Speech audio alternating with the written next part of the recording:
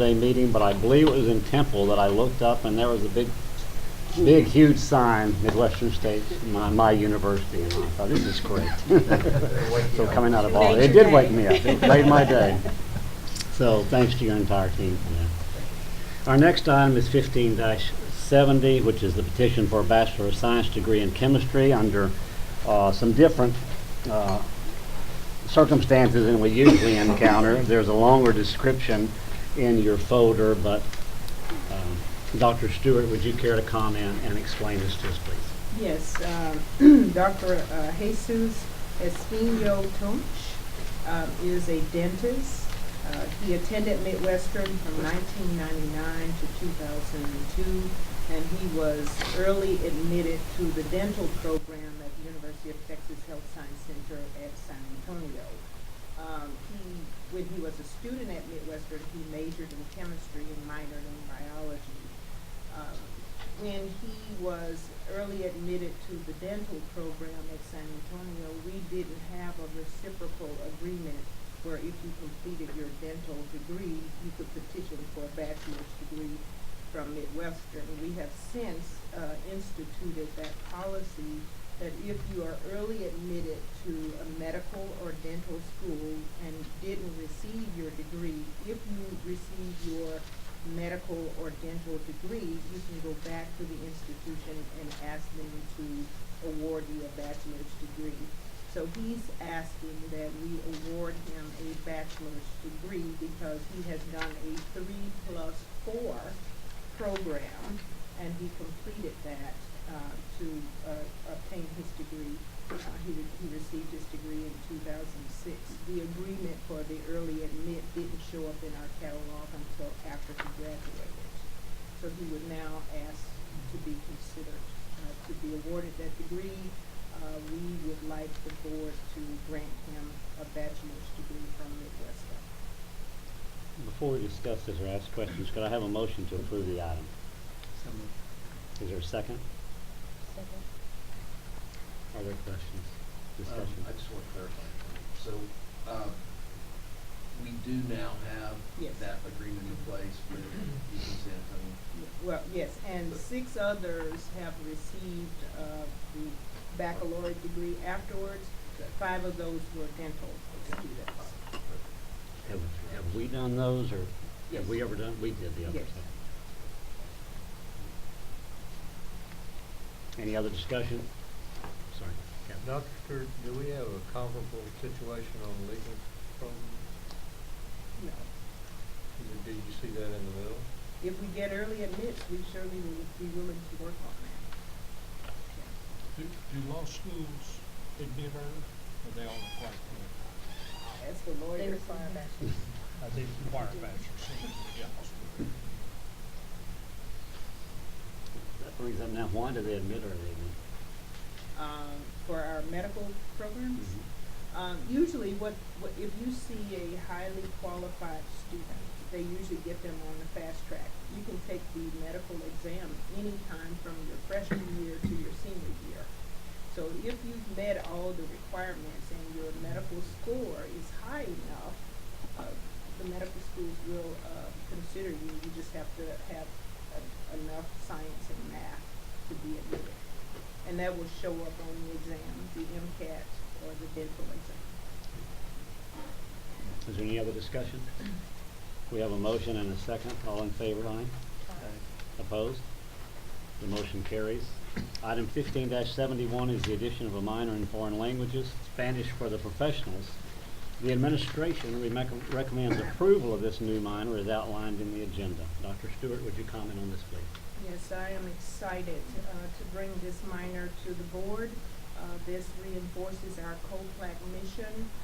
We are giving our professional students an opportunity to get an interdisciplinary minor. The Spanish for Professions will give students who are majoring in the health sciences an opportunity to pick up a minor while they're waiting to be competitively admitted into our health sciences programs. They have to score so many points to be admitted into those programs, so if they haven't acquired enough points, they need to take some more classes to get those points. this is an opportunity to get something that's very practical, that will make them bilingual and bicultural as they're waiting to be admitted to our nursing program, our rad science program, our respiratory care program. And I know this minor will be beneficial to them as they go into the profession because of the demographics specifically in the state of Texas, because they will get conversational Spanish instead of the traditional Spanish that you would learn in high school, in colleges. So we think this is one of the exciting opportunities of an interdisciplinary academic program. Our Spanish professors have reached out to the health sciences professors to offer this minor. The health sciences faculty will push their students in this direction, showing them the benefit of being bilingual and bicultural. And we're just excited about this opportunity because it reinforces our mission as a liberal arts institution. We're excited about it. Thank you. Could I have a motion to approve this item? So moved. Is there a second? Any discussion? We have a motion and a second. All in favor? Opposed? Motion carries. Item 15-72 is the addition of an interdisciplinary minor in political science, women's and gender studies. The administration recommends approval of this new interdisciplinary minor as outlined in the agenda. Dr. Stewart, would you care to comment on this, please? Yes, again, reinforcing our COPAC mission. We see this as an opportunity to, for our students to have an interdisciplinary minor. I will say that of the 28 COPLAC schools, 24 of them have this minor or major in place already. And so we would just be joining our colleagues in offering this opportunity for our students. Dr. Beasley is very good. She's actually teaching a course in women and gender studies this semester. And I might add, I will be a guest speaker in there later. But it's a great course and a great opportunity for our students. So we're excited about that as well. Do I have a motion to approve this item? So moved. Is there a second? Any discussion? We have a motion and a second. All in favor? Opposed? The motion carries. Item 15-73 is the core curriculum. The administration recommends the addition of course options, the removal of a course option, and a modified structure for the communication component area of the core. As a reminder, a revised page was previously distributed and contains the correct recommendations, but Dr. Stewart, would you please comment on these?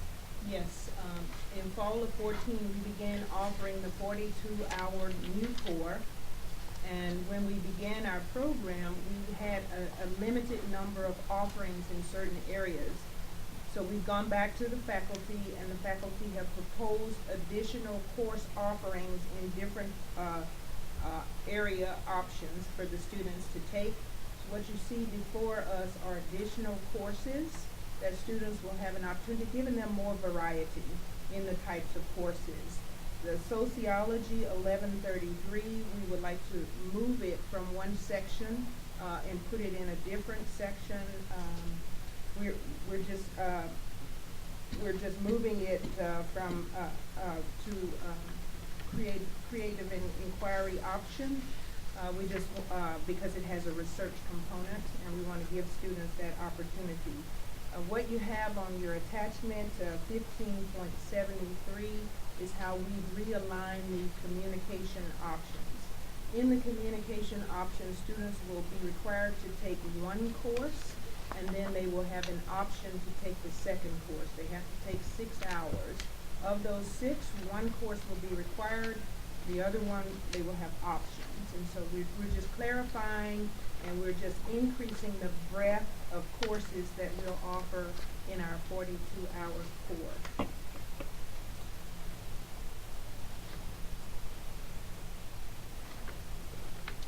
Could I have a motion to approve this item? So moved. Is there a second? Second. Is there any discussion? Dr. Stewart, do you feel like these are courses that are looking for a home, someone who wants to teach them, or trying to find a place to put them, or are they really courses we need to improve the curriculum?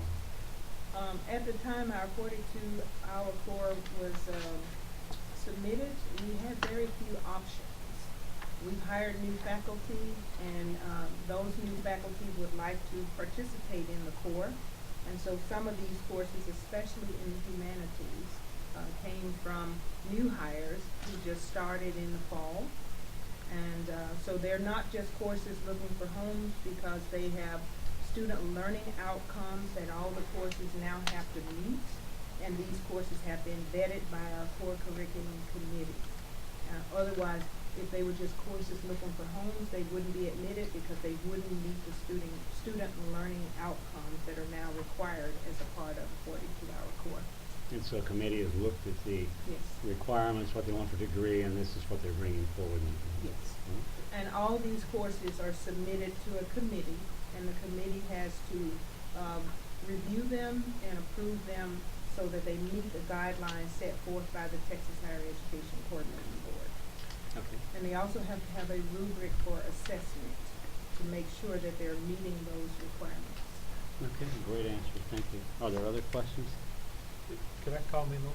Yes. Yeah, and I think this goes back to something that we said earlier. The new core curriculum does not specify specific courses. It specifies learning outcomes. It lets our faculty fit the courses into those learning outcomes. And you're seeing with these courses a change, and it's slow, but you're seeing a definite change in what we think of higher education and a good education is. I just look at Introduction to Global Studies, Playwrights and Scientists, and that type of course is very broad-based. It has a lot of critical thinking in it. It ties together different areas. I think it's showing the changes that we're seeing in higher education as opposed to our very strict curriculum that we took when we were going. So it's good. It's good. I went to committee on it myself. I mean, I don't know these particular courses, but I mean, we have to move forward, Yes. and it's a changing world. Any other discussion? I have a motion and a second. All opposed? I mean, all in favor, excuse me. All opposed. Item 50-74 is the dining services contract. The administration has reviewed proposals for on-campus dining operations and is ready to recommend a firm for consideration. Dr. Lamb, please walk us through the process and comment on the recommendation, please. Thank you.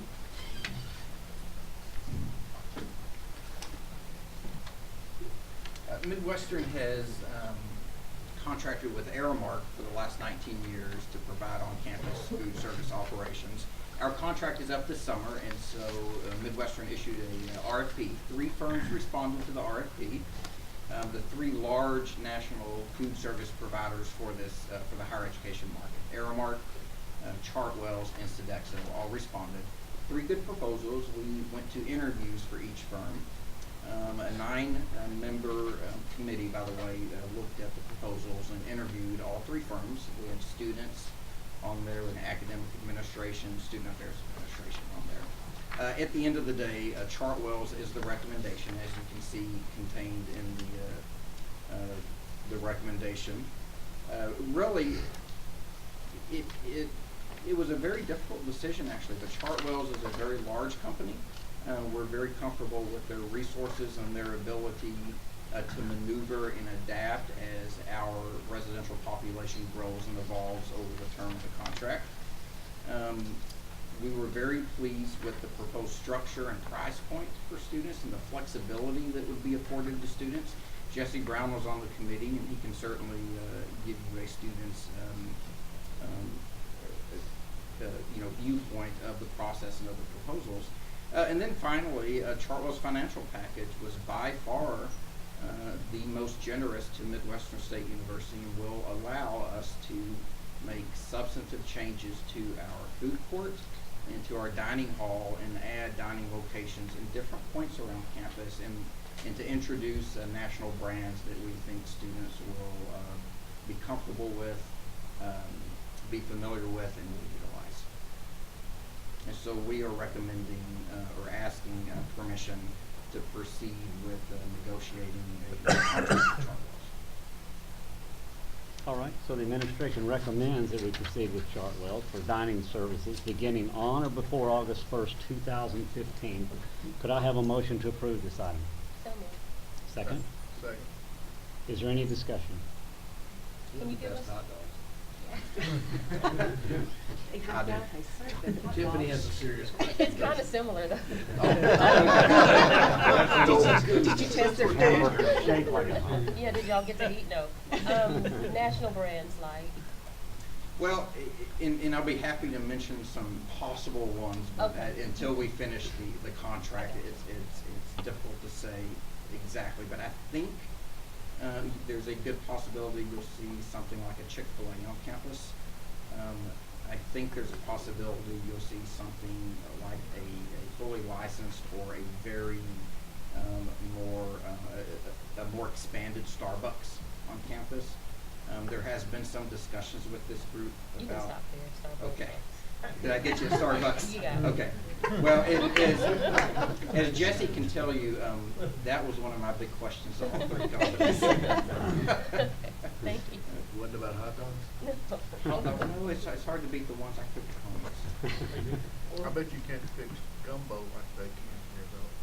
They do fix good gumbo, absolutely. You know that? Oh, yeah. I had it for the basketball game. And I thought, gumbo here? And it was, my wife is born in Louisiana, so we're kind of connoisseurs. It was really, really good. I might have had some pizza too.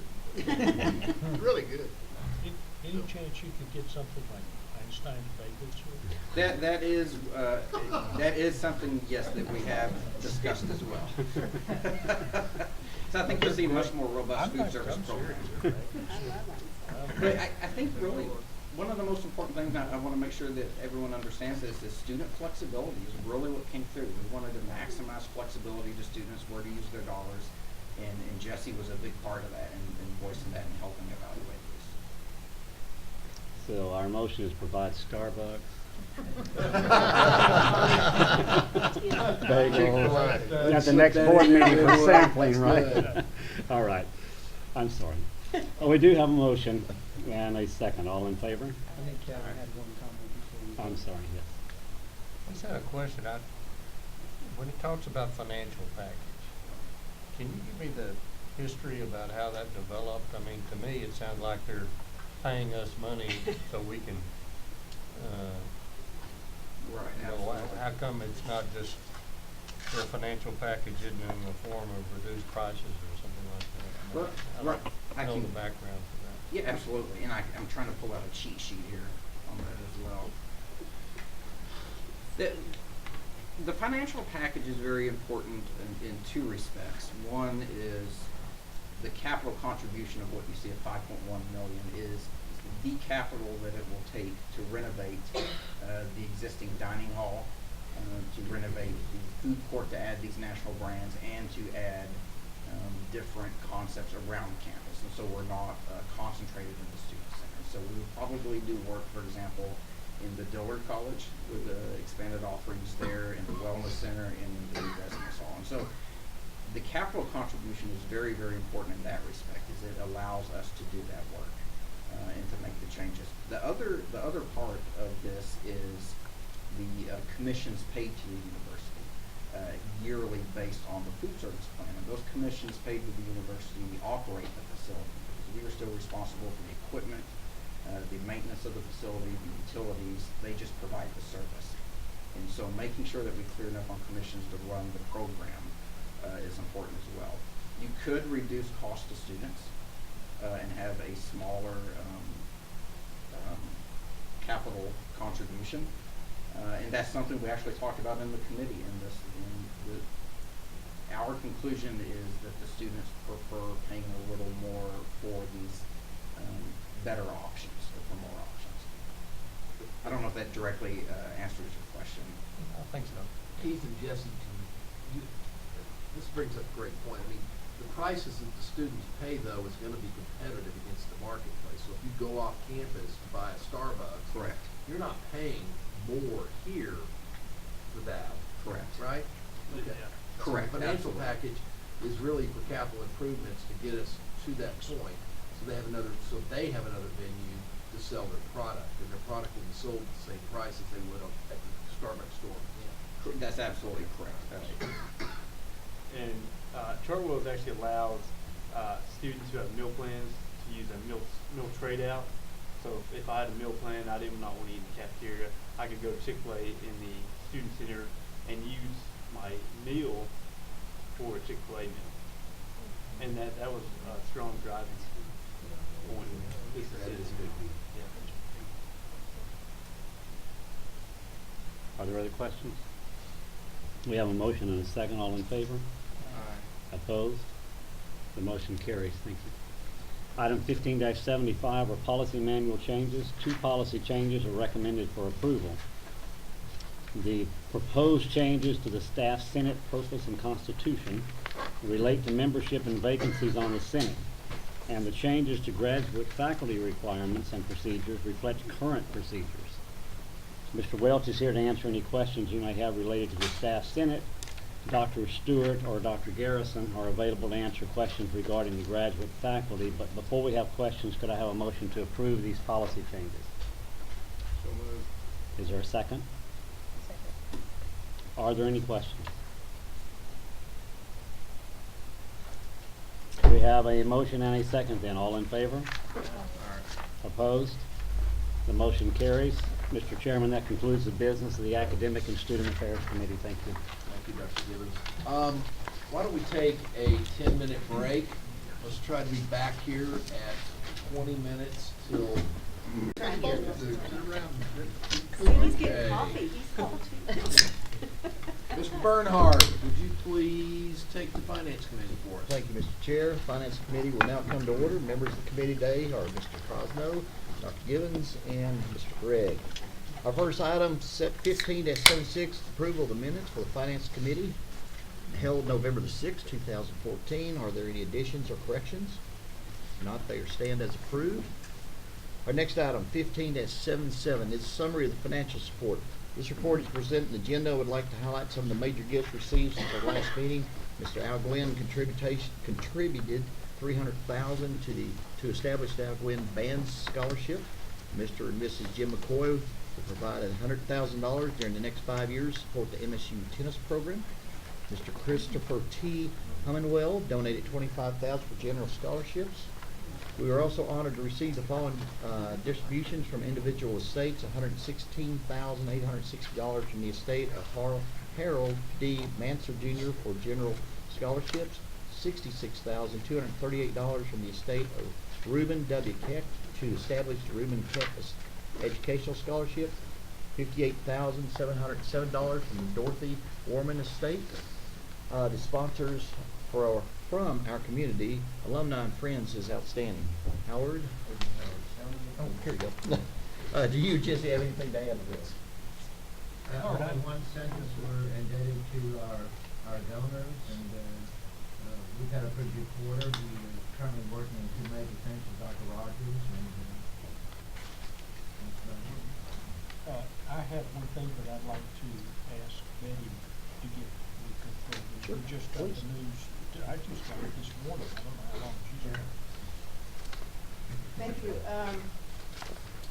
I would just like to report to the board that Midwestern has received a grant totaling $606,155 from the National Science Foundation. We found out this morning. We are cheering. And this money will be used to support scholarships for a total of 22 students interested in majoring in STEM fields: science, technology, engineering, and mathematics. This grant was our first in collaboration with McAllister and Quinn, and I'd like to thank Mr. Jim McCoy for providing the initial funding for us to enter into a relationship with McAllister and Quinn. I'd also like to acknowledge Dr. Deborah Garrison, who serves as our director for the Office of Sponsored Research, who coordinated the efforts between our faculty and McAllister and Quinn. And I'd also like to acknowledge the faculty involved in writing this grant proposal: Dr. Michael Shipley, who's going to be our principal investigator, Dr. Jingo Xiao in chemistry, Dr. Tina Johnson, computer science, Dr. Dale McDonald, engineering, and Dr. Magali Rincon Zachary in biology. So we're excited about this opportunity. We see this as the first of many to come. Thank you. Dr. Stewart, Yes, sir. do we have any more that's pending? We submit one grant every quarter. This was the second grant we submitted. The first grant we submitted was to the National Institute of Health for $14 million.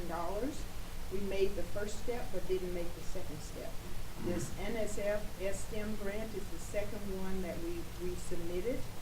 We have one that's going out tomorrow, and then we have one that's going out a little bit later. So we do one a quarter with McAllister and Quinn. How large what's the next one that's going out, Betty? The next one is a HRSA grant with nursing, and a community partnership with the Community Healthcare Center in Wichita Falls. That one is due February 13th, which is tomorrow. Okay. And so Dr. Garrison has been working all weekend to make sure everything gets done in time. I wondered why she was up here all weekend. One comment, this is an area where success breeds success. I mean, the first one isn't minor. I mean, this is a major thing for us, so congratulations. Exactly.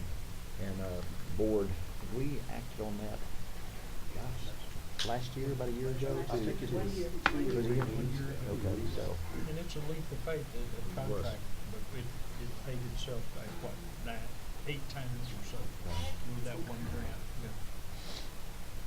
all right, the list of names and address of the donors are in your folder, and we ask the Regents to write thank you notes to those assigned to you and others you would like to include. Blank notes are in the center of the table.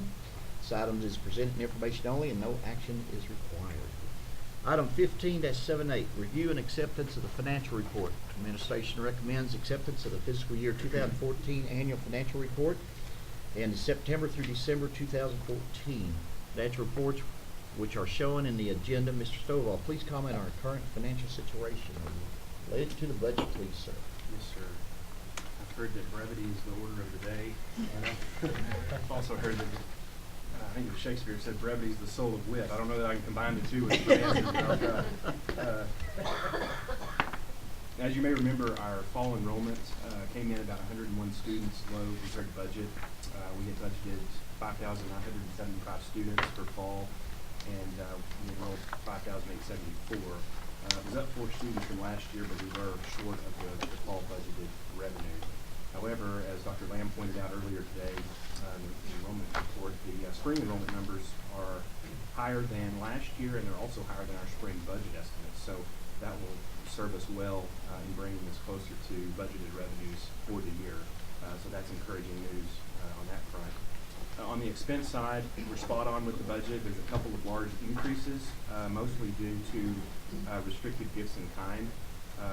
On the expense side, as a product of receiving these generous gifts, you'll remember last year the large corporate proprietary software donation that we received for the petroleum geology area, Dr. Scott Meadow, in his efforts.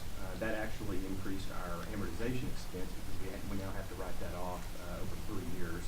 And that increased about $1 million.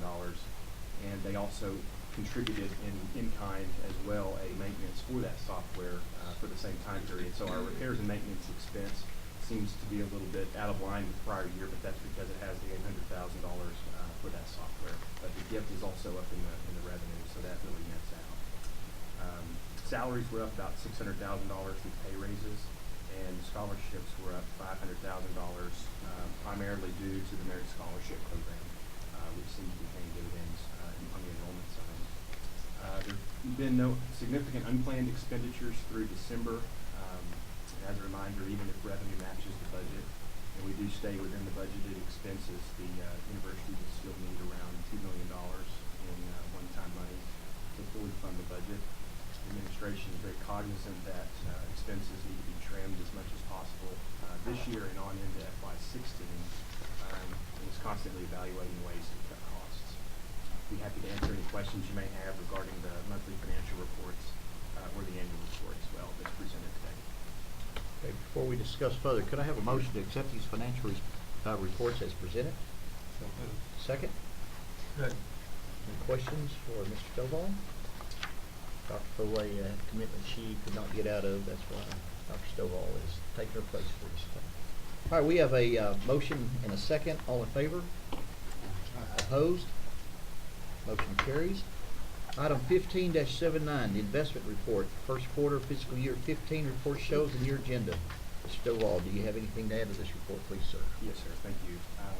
Just as a reminder, there are three areas of this report: the cash holdings, our endowed funds, and then our quasi-endowment or our red line funds. The report does not include any holdings of the charitable trust or the MSU Foundation. So I'll begin with the cash holdings. Again, this is a quarterly report, so it's as of November 30th, 2014. The university was carrying just short of $30 million in pooled investments. $20.7 million was invested with the A&M system. $4.6 million in government securities and other investments. $2.3 million in overnight money market funds, and $2.3 million was invested in the state treasury. The market value gain on our A&M cash holdings was $692,000, or about 3% for the year, compared to about less than 1% for prior year. Overnight money market funds returned very little in interest or gains or losses. And lastly, the $4.6 million in U.S. government securities and donated common stock are residual from when we invested our own funds, and will be liquidated as soon as practical to be invested in the A&M system to yield a higher rate of return. The cash flow graph that's part of the investment report depicts the highs and lows of our cash holdings.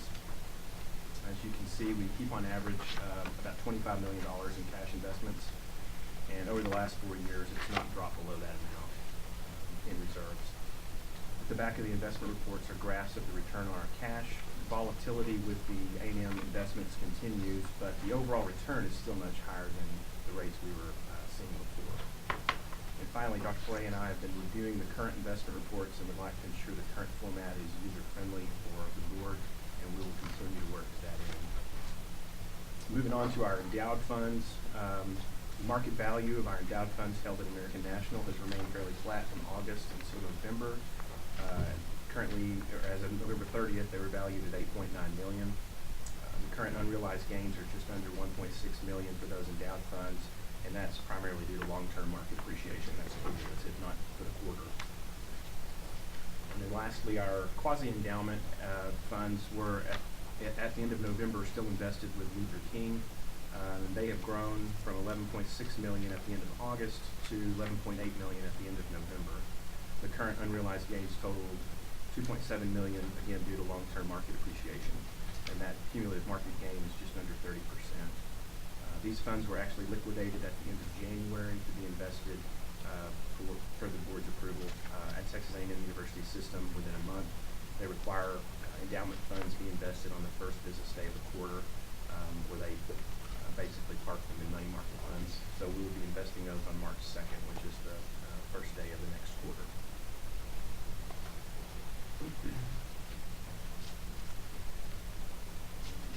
That concludes the... Okay, good. Thank you. Could I have a motion to, accept the report as presented? A second? Second. Okay. Any other questions? We have a motion and a second. All in favor? All opposed? The motion carries. Item 15-80, review. Chair, I have to recuse myself. Okay. Thank you. Item number 15-80, review of MSU and endowment and pool investments. As you recall, in November, we approved moving the Red Wine Fund at Texas A&M for investing. At that time, we asked the administration to look at other funds. We invested and reported to the board. The report is presented in the agenda, and Mr. Stovall, would you please comment? Yes, sir. Thank you. Under attachment 1580, you'll see a chart that displays our regular endowed funds and compares the historical performance of those investments with the historical performance had those funds been invested at the A&M system during the same time period. And the A&M system actually reconstructed that for us based on actual appreciation and distribution for their earnings and their funds. Much like the comparison we reviewed at the November board meeting with our red wine endowment funds invested at Luther King, if our regular endowed funds had been invested with the Texas A&M University system, the principal amount would still be around $8.9 million.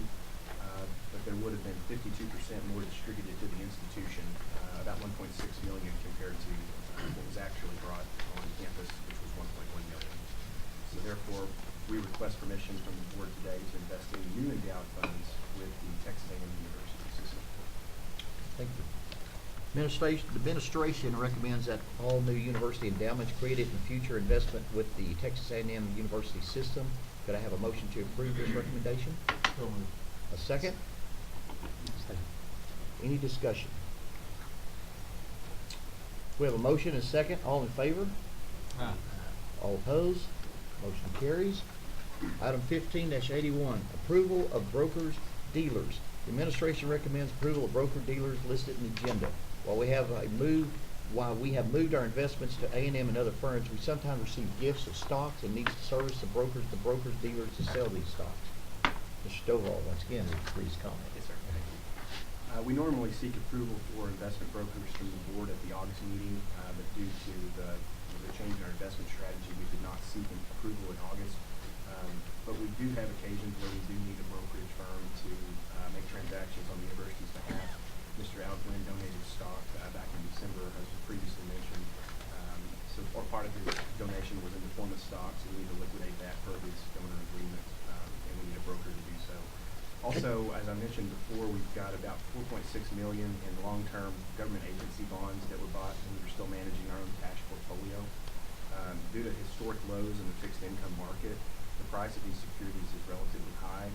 We've been advised that it may be a great time to liquidate these securities while there's still a market for them, even taking a small loss that we can make up rather quickly by moving those funds to Texas A&M system.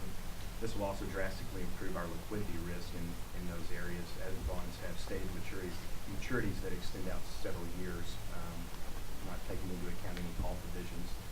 So that would help us on that front as well. And any future donations that come to the university in the form of cash, a broker would be able to facilitate that transaction for us. I think so. Let's see, could I have a motion to approve the list as presented? Okay, a second. Is there any other discussion? I've got a question. Please. How does this compare to the list we had last year? It's the exact same list, and that deliberately. So then my next question is this: how did we vet these guys and determine these were the brokerages we were going to use? Some of these are pretty obscure. Well, I think a historical relationship with them and the fact that they have certifications on file with the university acknowledging our investment policy, and it made the most sense for that relationship. I mean, we're not using them a lot. It's No, not no. a big deal, but I was just curious. There's a couple on here you just don't see every day. So We just did that for continuity. They're Okay. very obscure reasons we would need a broker. Okay. Good enough. I'm not opposed to it. I just was curious. Okay. Any others? All right, we have a motion and a second. All in favor? Opposed? Motion carries. Item 15-82, items $50,000 and under. 4 budget transfers were made or explained in the agenda. Could I have a motion to ratify these items as presented? A second? Does anyone have any questions about these items? We have a motion and a second. All in favor? Opposed? Motion carries. Item 15-83, review of the personnel reports. Personnel reports are presented in the agenda, and as you can see, only one staff position was filled below the budget amount. Excuse me. Could I have a motion to ratify these items as presented? So moved. A second? Good. Is there any discussion?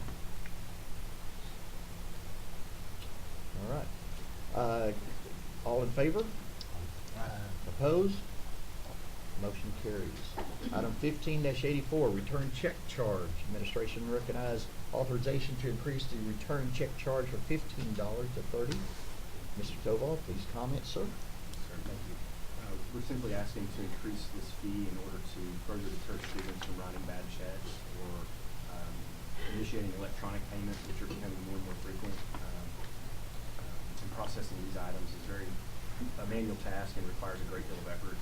This $30 charge is consistent with many of our peer institutions that we hold, and we've been consistent with our current late fine, which will help prevent students from writing a bad check to avoid a late fine. Not to say that happens, but we're just requesting this to be increased from $15 to $30. I think we went back and checked historically, and I think it was 1990 the last time we did the increase. I'm amazed it's still at $15. Could I have a motion to approve these items as presented? A second. Is there any discussion? We have a motion and a second. All in favor? All opposed? Motion carries. Item 15-85, the budget planning. Your agenda includes a timeline for the budget preparation. Dr. Rogers, please discuss the administration's overall budget planning for Thank you. fiscal year That 60. was my first comment. You will find as part of the backup for this item, our timing for the planning of next year's budget. We had our budget hearings. It was my pleasure to be able to sit through most of them. We had our department heads, deans, from all over the campus. I did not hear any request that was not reasonable and did not advance the university. I only wish we had the resources to invest in all, but it was a good hearing, gave us an idea. We're going to set some priorities for budgeting from those hearings, and it's good documentation. Let me see. I want to basically talk about two things.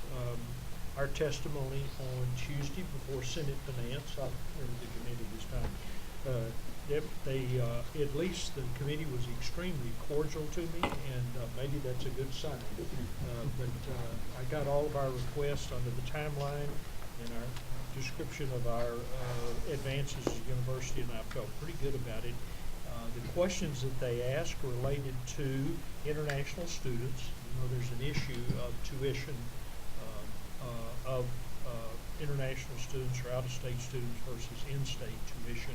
That's really a political issue that's got to be dealt with, and I have certainly a good answer to that. Had a question about Hazelwood, the Hazelwood legacy. What is it costing Midwestern State University? And as I said, there's a tremendous amount of interest in it. You've read about it in the paper.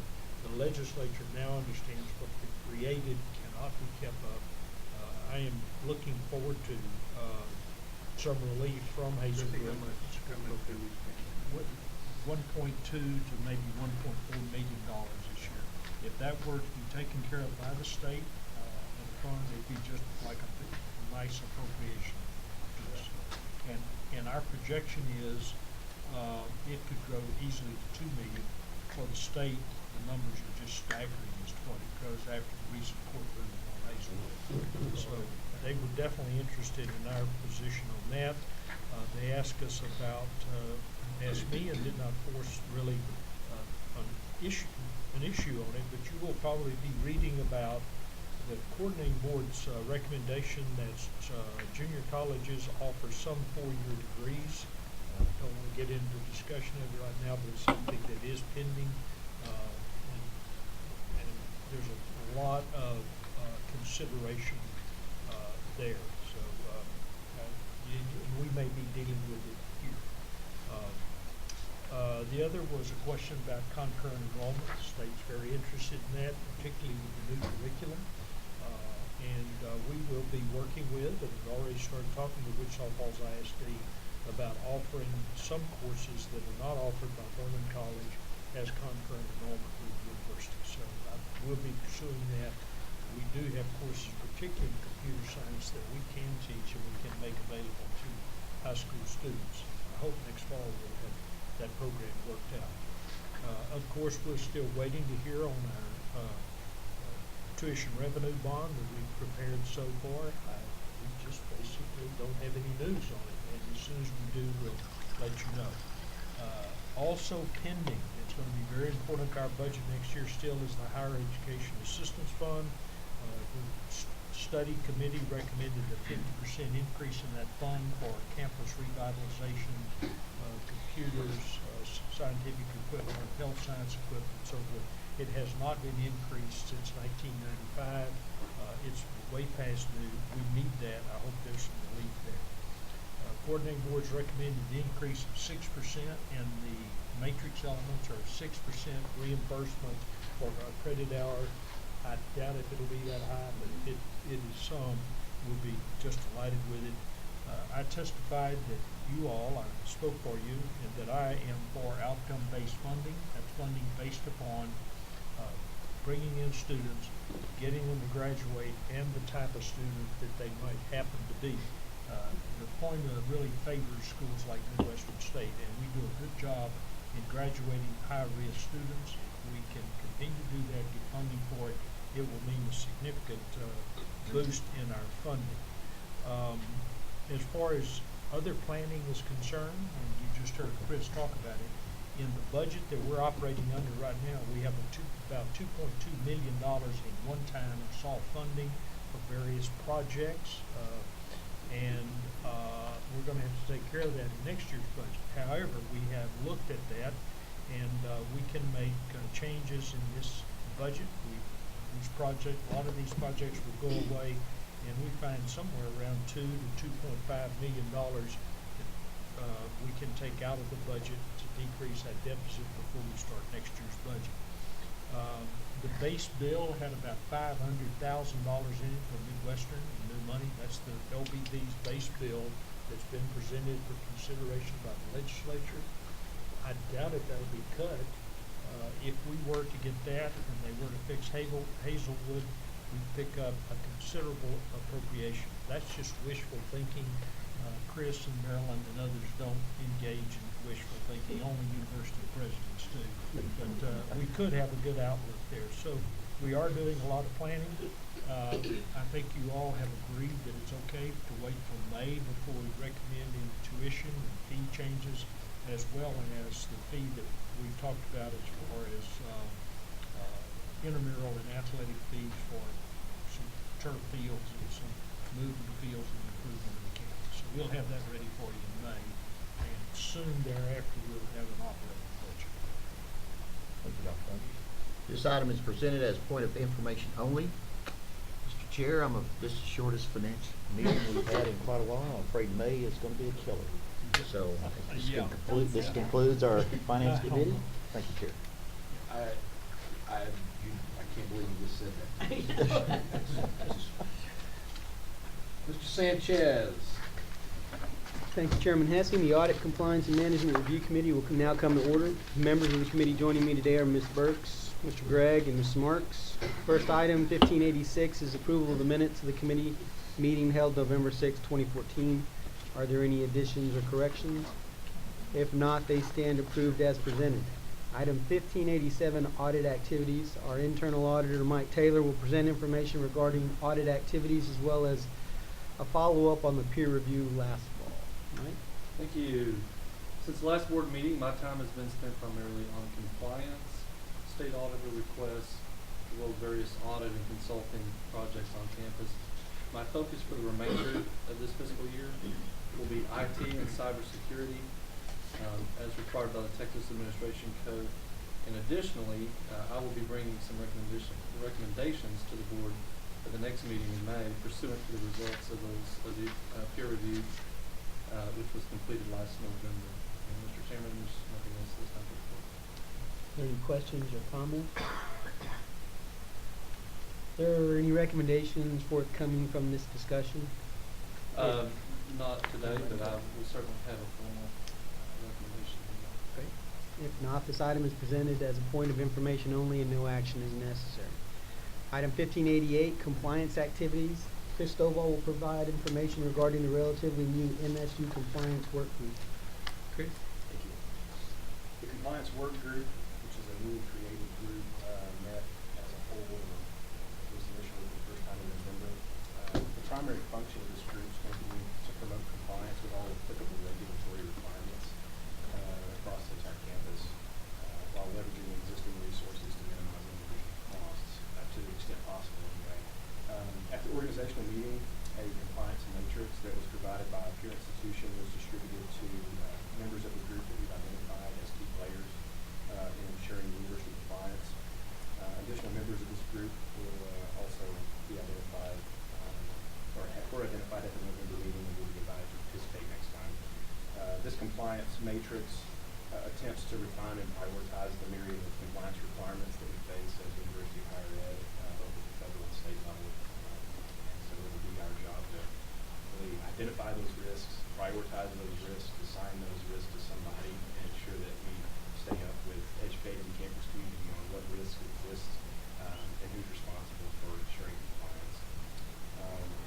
The key to a successful compliance program is really accountability from those responsible. So that's what our short-term goals include.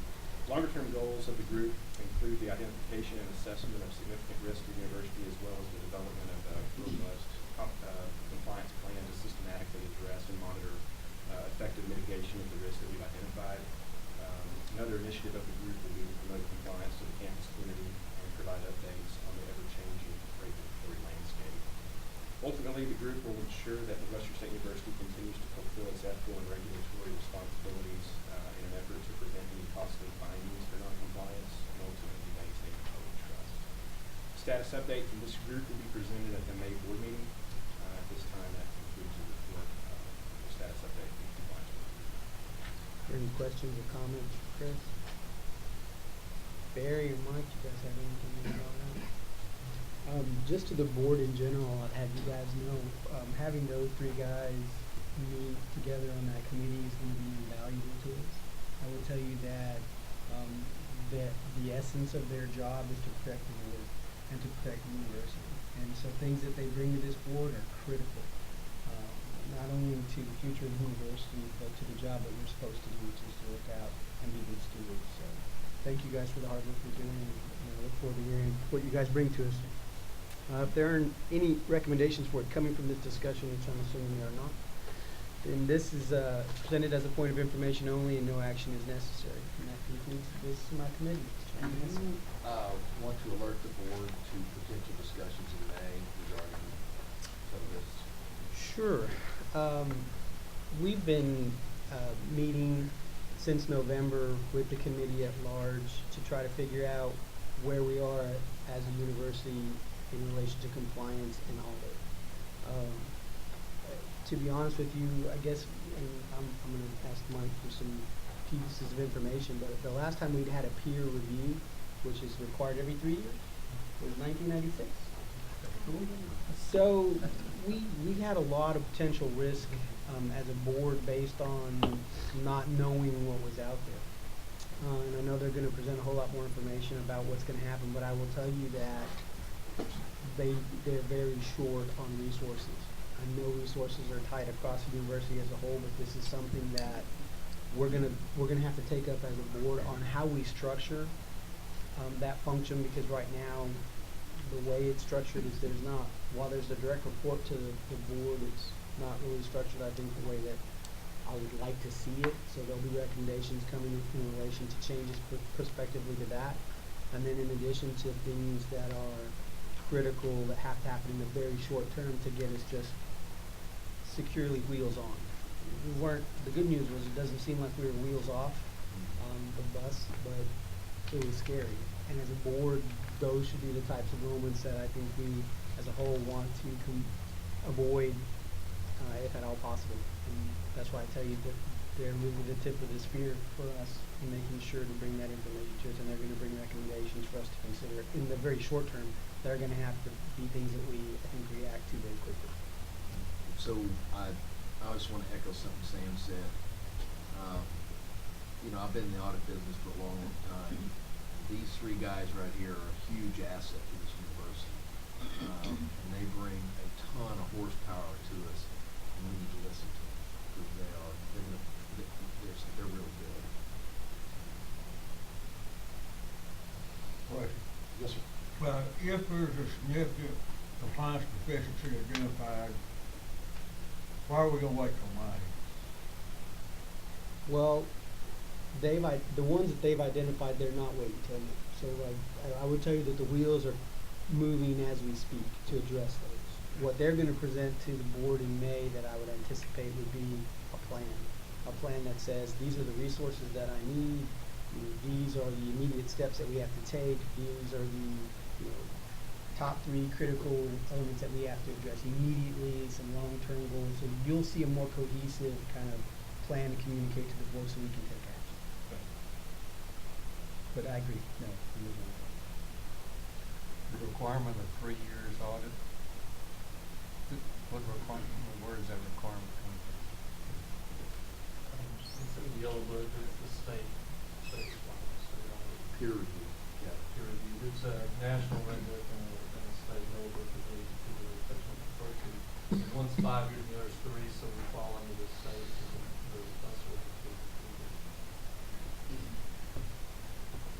Yeah, Kevin, there were some things in there that I guess hadn't been addressed since, when was it, 1980? I'll give one quick example. The audit, internal audit charter, I can find no evidence of it updated since 1988.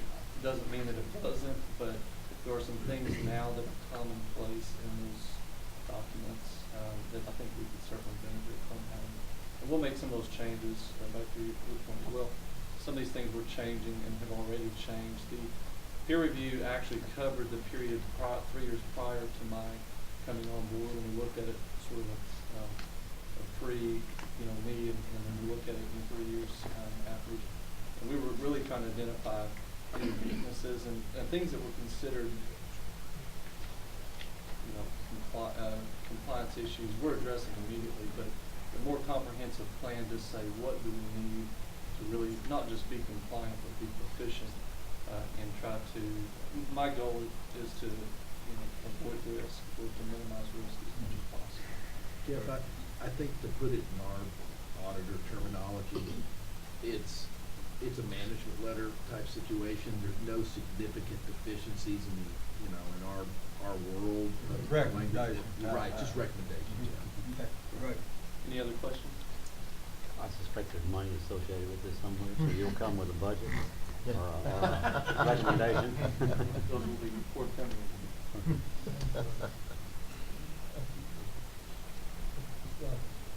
Thank you, Mr. Thank you. That concludes the business for us. Okay, so the Committee of the Whole will now reconvene. Board of Regents will go into executive session to discuss items 1553 real property and 1554 presidential search as allowed by the Texas Government Code sections 551.072 and 074. And for the record, the date is February 12, 2015. The time is 4:13. Thank you. Dr. Rogers, Vice Presidents, Mr. Mock and Ms. Barrow may remain for the first part of this discussion. Please stop the